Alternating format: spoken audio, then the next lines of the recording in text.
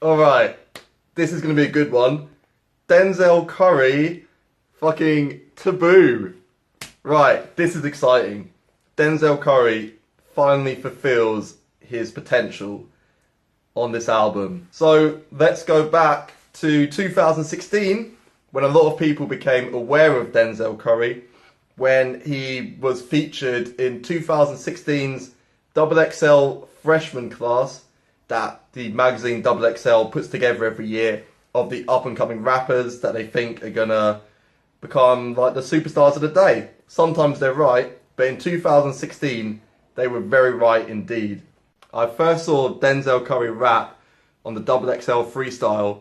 It was absolutely stacked that year. It was a great class, and he appeared alongside 21 Savage, Lil Uzi Vert, Lil Yachty, and Kodak Black, and together they were just brilliant together. They had great chemistry. They went back and forth, and all those guys at the moment are really becoming superstars in the rap game, leading this new generation that's changing the way we're experiencing rap music. All except Denzel Curry. He's been a bit quiet since 2016. He released a mixtape shortly after the XXL exposure. The mixtape, Imperial, it was quite solid. It showed a lot of potential from Denzel Curry. He had some good tracks in there like ULT, but overall it felt like it was good, but he could do better and that he needed to find his own sound a bit more. In the 2 years since Imperial's release, he's been somewhat quiet. He's had some good songs. Last summer he released an EP called 13, which took his sound in a more experimental, industrial direction. He's got quite a harsh sounding voice, Denzel Curry, and I did find that off-putting at times when I've listened to him on the past. But on Taboo, it really works for him, and the beats I think are better suited to him. He's working with better quality of producers now.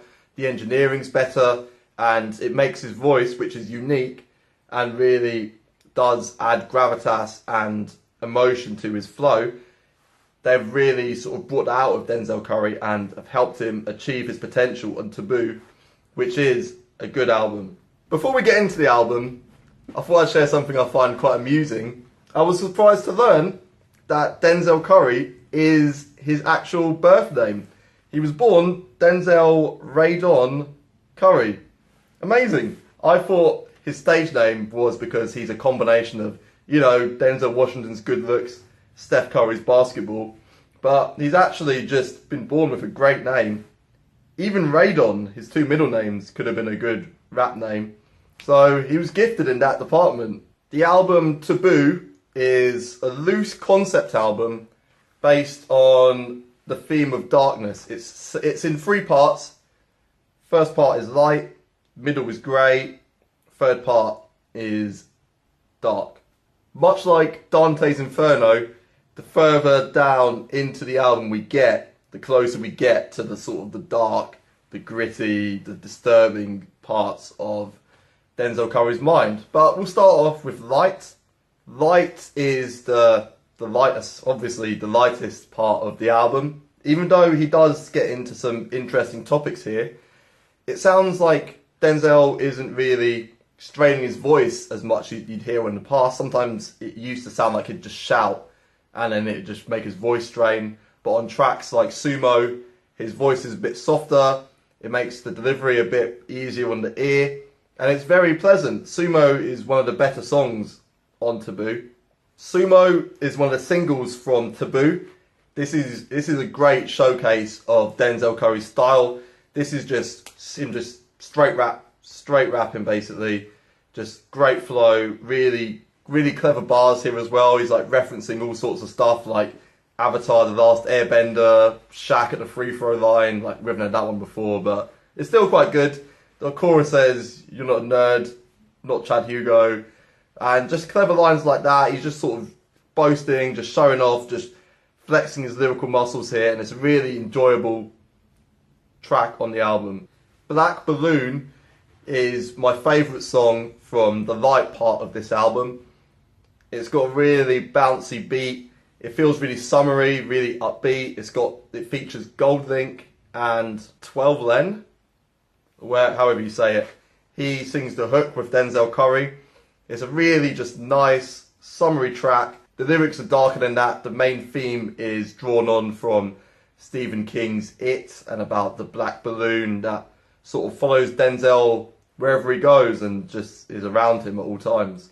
So even the songs that seem lighter on the surface are actually quite dark and quite deep into Denzel's psyche. Sirens is a notable track from the light act on Taboo.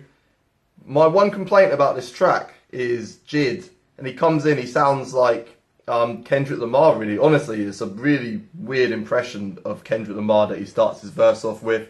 But other than that, this is a great song. Denzel Curry's brother was killed by the police. He was shot with a taser and he ended up dying. And Sirens, as well as several songs on the dark act of this album, touch on Denzel's brother. And Sirens is talking about police and the institutional racism that a lot of Americans are facing at the moment. And both rappers really go against each other here. And Denzel's verse at the end is really, really good. And he just ends it on a really striking note, and the instrumental just ends. It has a nice little pause to let you think about what he said. Really strong moment on this album. The light side overall is probably the weakest act on this album. It's not got the urgency of the light or the dark, but there are still some really good moments on here. Clout Cobain talks about the suicidal thoughts that Denzel has been having ever since he's become famous. I really like the line about how he's drying his tears with a dollar bill, and he's talking about how just the people around him he can't trust. He's paranoid, he's feels like he's a target. It's a really interesting dissection of fame. We've heard it a lot in music, but it's always interesting to hear a new take on it, and Denzel Curry takes it in a really dark direction. Things are pretty dark at the moment, even though this is the grey second half of the album, second chapter of the album.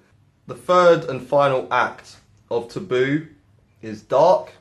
Now this is where things get really heavy and the album becomes really urgent and really personal, more so than before. Like, we touched on these things before with Denzel, but on this part of the album we hear him really get into how his brother's death affected him. Denzel talks about drug addiction. He gave up the hard drugs, like the rapper drugs that they're all into, like the lean and the Percocets, and that is something he discusses on one of the tracks, Perks. I love Denzel's flow on Perks. Really is just super fast, scattergun, just direct. He doesn't really mess around with all the singing stuff and like that. When he raps, he like just goes for it, and it's a very like 90s throwback sound where it's just straight lines of just like bars, bars, bars, bars, bars, bars, bars. It reminds me of Joe Badass and Vince Staples in that they sort of take a lot of inspiration from the 90s rap, but they bring it into a new direction. They talk about the things that affect society and themselves and their environment, rather than just how many fucking bitches they've fucked and that sort of thing, and that dumbed down rap. That is why Denzel Curry and Taboo is such an exciting album, because he talks about things that matter in the world rather than just the material stuff.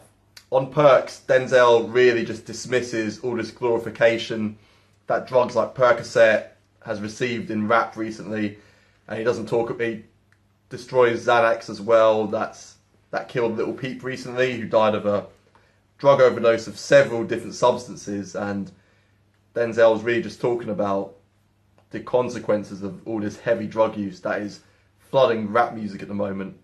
The Blackest Balloon is a sort of revisitation of Black Balloon from the first act of this album. On this part, we hear Curry really get into his family issues. He says he can still hear his dead brother talking to him. He references his brother a lot throughout the album, but here he really gets into the effect it had on his family and himself. And it really is another extremely personal and compelling moment on Denzel Curry's Taboo. I really like the way that he doesn't feel the need to disrespect women on this album like a lot of rap music does. Something that's unfortunately accepted as part of the genre. And Denzel Curry doesn't really feel like he needs to lower 50% of the population just to make himself seem like a great guy and an alpha male.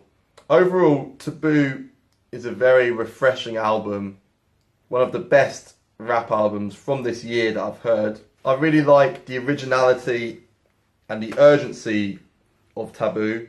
This feels like Denzel Curry has really elevated his entire artistry in the last 3 years that we've been following his career. And Taboo really just feels like he's going in his own direction. He's not really following other people like he was before. He's mastered his sound. He knows how to flow. He knows how to use his voice better. Just overall, this is a more professional, comprehensive performance. And like I said, one of the best albums I've heard this year. Great mood, great delivery, great concept. Just a really personal, deep album from Denzel Curry. Denzel Curry, Taboo, gets an 8. 8 out of 10. Very good. Good work, Denzel.